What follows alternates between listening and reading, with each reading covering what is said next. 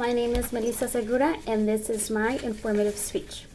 So, do you ever happen to wonder who built skyscrapers or buildings or bridges and highways and all that cool stuff? Well, they all happen to be made by civil engineers.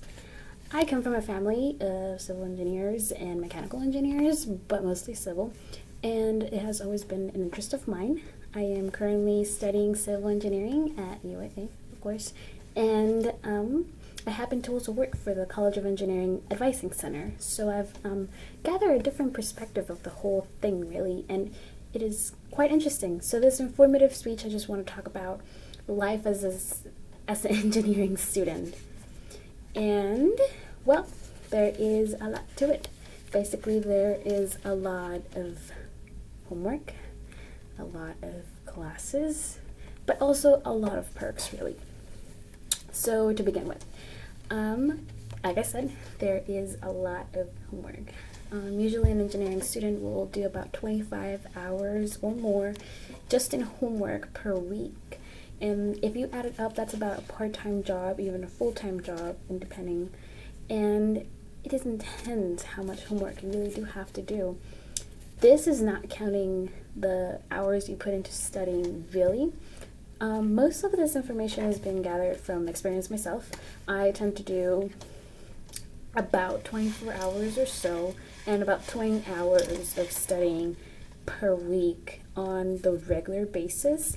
But there is also the way that credits are measured, and that can tell you how much homework you should expect from each class.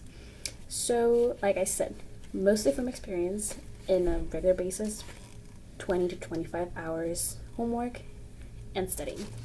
So then it kind of brings to your attention how much do you do when there's tests, midterms, finals, and all that good stuff. Well, pretty much the double of that. Say goodbye to sleeping, say goodbye to social time, and say hello to your books and coffee.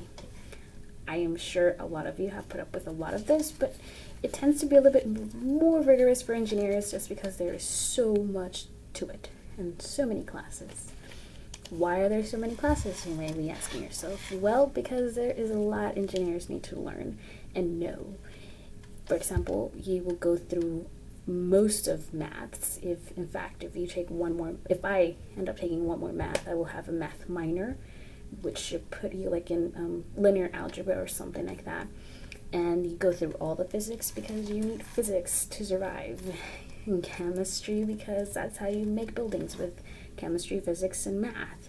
And it just kind of all adds up. As a matter of fact, at UAA, engineering begins with calculus. And so if you are placed in calculus, you will do about 4 years ahead of yourself, being that you're a full-time student. And you are going to be required most of the time, mostly for scholarships and all that good stuff, to take at least 16 to 18 credits. That would be about 5 to 7 classes, depending, per semester, which is a load, which is intense and crazy. Mostly if you think that you have your life to think about or a job, like myself. So there is a lot of classes, there is a lot of learning, but not all of it is so bad. At this point, you might be wondering, is it worth it, Melissa? Are you going to really finish it? Why? Why would you put yourself through that? It really isn't that bad. If you think about it, if you have a real true passion for it, it should come a little bit easier. This is because, like I said, I personally love math, I love physics, and if I get to study it and then afterwards apply it and actually get paid for that, that is insane. That is wonderful. That is great. Because it's something that you feel passionate about. It's not that bad if you really think about it. I always wanted to know how far something can go, or how much force, or anything like that. And it is something you get to learn with engineering.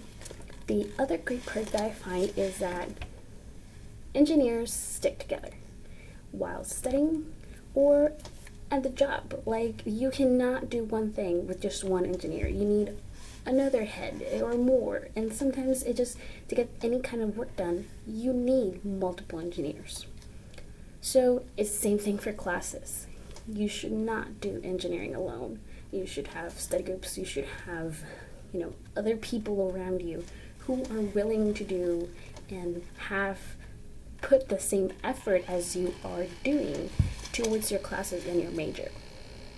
So you get to meet all these people who you might not be used to meeting, because it's pretty hard to meet someone else who likes all these math and physics. Usually people like other things. At least in my scenario, I have seen that happen. So happening to know people who are actually interested in the same things you're interested and passionate about those things, and knowing that those people will also be working with you at one point, really does make up for it. You get to meet a lot of great people, and it's what matters, truly, that you get to like to do what you're doing all this for. So therefore, I believe it's definitely worth it.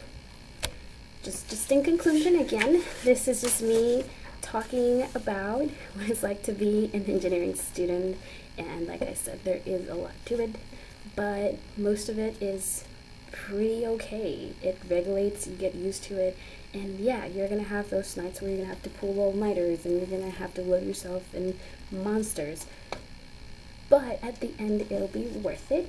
So hopefully this has answered any questions you may have about engineering itself.